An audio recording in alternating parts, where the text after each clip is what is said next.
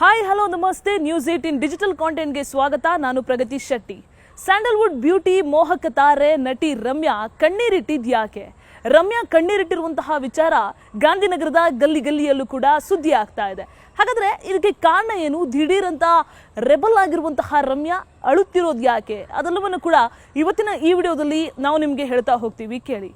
So ನಟಿ ರಮ್ಯಾ ಅವರು ಯಾವಾಗಲೂ ಕೂಡ ಸಾಮಾನ್ಯವಾಗಿ ಒಂದಿಲ್ಲೊಂದು ವಿಚಾರದಲ್ಲಿ ಚರ್ಚೆ ಆಗ್ತಾ ಇರ್ತಾರೆ. ಯಾಕಂದ್ರೆ ಅವರ ಸಾಮಾಜಿಕ ಜಾಲತಾಣದಲ್ಲಿ ಸದಾ ಯಾವುದಾದ್ರೂ ಒಂದು ವಿಚಾರದ ಪರವಾಗಿ ಧ್ವನಿಯನ್ನು ಎತ್ತಾ ಇರ್ತಾರೆ.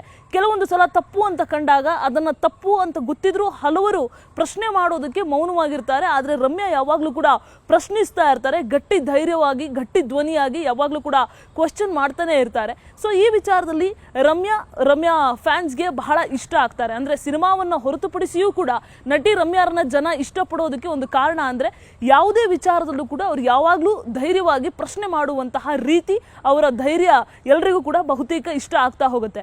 ರಾಜಕೀಯದಲ್ಲೂ ಕೂಡ ರಮ್ಯಾ ಗುರುತಿಸಿಕೊಂಡಿದ್ರು, ಸಿನಿಮಾದಲ್ಲೂ ಕೂಡ ಅವರಿಗೆ ಅವ್ರದ್ದೇ ಆದಂತಹ ಅಭಿಮಾನಿಗಳ ಬಳಗ ಇದೆ. ರಮ್ಯಾ ಪ್ರಶ್ನೆ ಮಾಡುವಂತಹ ಪ್ರತಿ ವಿಚಾರ ಕೂಡ ಯಾವಾಗಲೂ ಚರ್ಚೆ ಆಗ್ತಾನೆ ಇರುತ್ತೆ.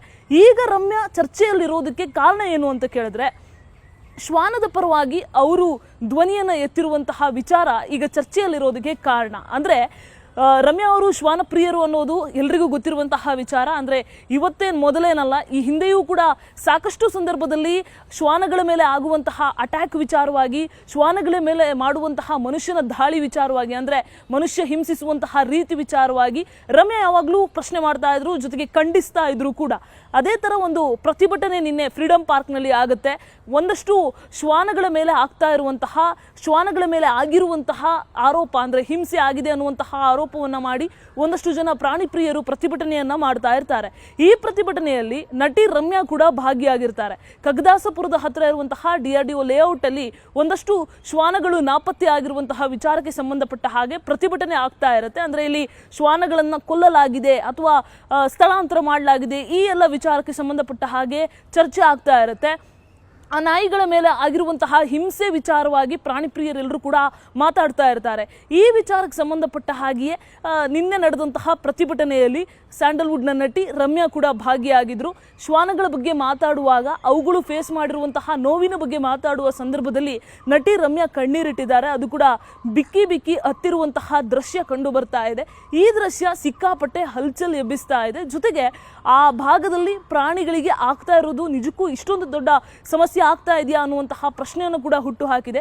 ಇದಕ್ಕೆ ಸಂಬಂಧಪಟ್ಟ ಹಾಗೆ ಅಲ್ಲಿನ ಸ್ಥಳೀಯರು ಕೂಡ ಪ್ರಾಣಿಗಳ ಮೇಲೆ ಹಿಂಸೆ ಆಗ್ತಾ ಇದೆ ಅಂತ ಆರೋಪಿಸಿ ಕೋರ್ಟ್ ಮೆಟ್ಟಿಲೇರೋದಕ್ಕೂ ಕೂಡ ತೀರ್ಮಾನ ಮಾಡಿರೋದು.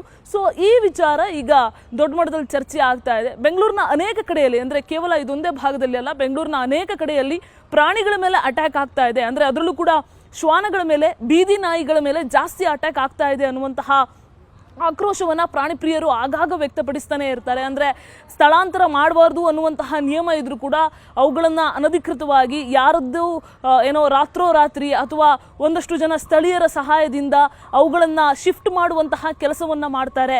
ಬೀದಿ ನಾಯಿಗಳ ಮೇಲೆ ನಿರಂತರವಾಗಿ ದಬ್ಬಾಳಿಕೆಯನ್ನ ಮಾಡ್ತಾ ಇದ್ದಾರೆ ಅನ್ನುವಂತಹ ಆಕ್ರೋಶವನ್ನ ಅನೇಕ ಪ್ರಾಣಿ ಪ್ರಿಯರು ಆಗಾಗ ವ್ಯಕ್ತಪಡಿಸ್ತಾ ಇದ್ರು.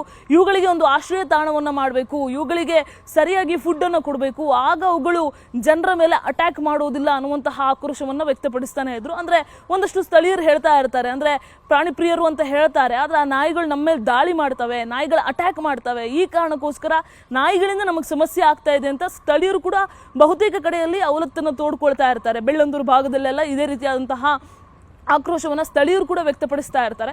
ಬಟ್ ಪ್ರಾಣಿ ಪ್ರಿಯರು ಹೇಳೋದೇನಪ್ಪ ಅಂತಂದ್ರೆ, ನಾಯಿ ತಂಟೆಗೆ ನೀವು ಹೋಗಿಲ್ಲ ಅಂದ್ರೆ ನಾಯಿ ನಿಮ್ಮ ತಂಟೆಗೆ ಬರೋದಿಲ್ಲ ಅನ್ನುವಂತಹ ಮಾತನ್ನ ಆಡ್ತಾರೆ. ಅದ್ರ ಜೊತೆಗೆ GBA ವತಿಯಿಂದಲೂ ಕೂಡ ನಾಯಿಗಳಿಗೆ ಸರಿಯಾಗಿ ಫೀಡಿಂಗ್ ಮಾಡುವಂತಹ ಕೆಲಸವನ್ನ ಮಾಡ್ತಾ ಇಲ್ಲ, ಅವುಗಳಿಗೆ ಸರಿಯಾಗಿ ಆಹಾರವನ್ನು ಹಾಕುವಂತಹ ಕೆಲಸ ಮಾಡ್ತಾ ಇಲ್ಲ, ಇದರಿಂದ ನಾಯಿಗಳು ಅಗ್ರೆಸಿವ್ ಆಗ್ತಾ ಇದೆ ಅನ್ನುವಂತಹ ವಿಚಾರವನ್ನು ಕೂಡ ವ್ಯಕ್ತಪಡಿಸ್ತಾ ಇರೋದು. ಈ ವಿಚಾರ, ಬೀದಿ ನಾಯಿಗಳ ವಿಚಾರ ಯಾವಾಗಲೂ ಕೂಡ ಬೆಂಗಳೂರಿನಲ್ಲಿ ಚರ್ಚೆ ಆಗ್ತಾನೆ ಇರುತ್ತೆ.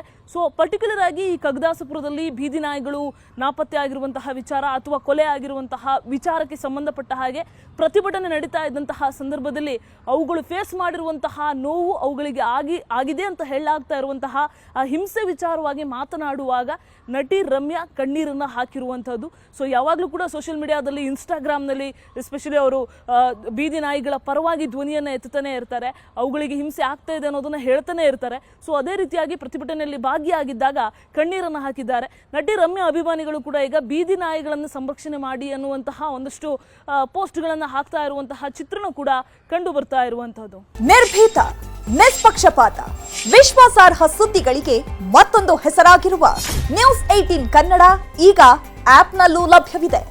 ದಯವಿಟ್ಟು ಇಲ್ಲಿರುವ QR ಕೋಡ್ ಸ್ಕ್ಯಾನ್ ಮಾಡಿಕೊಂಡು ಆಪ್ ಡೌನ್ಲೋಡ್ ಮಾಡೋದಕ್ಕೆ ಮರಿಬೇಡಿ. ನಿಮ್ಮ ಬೆಂಬಲ ಹೀಗೆ ಸದಾ ನಮ್ಮೊಂದಿಗಿರಲಿ. ಧನ್ಯವಾದ.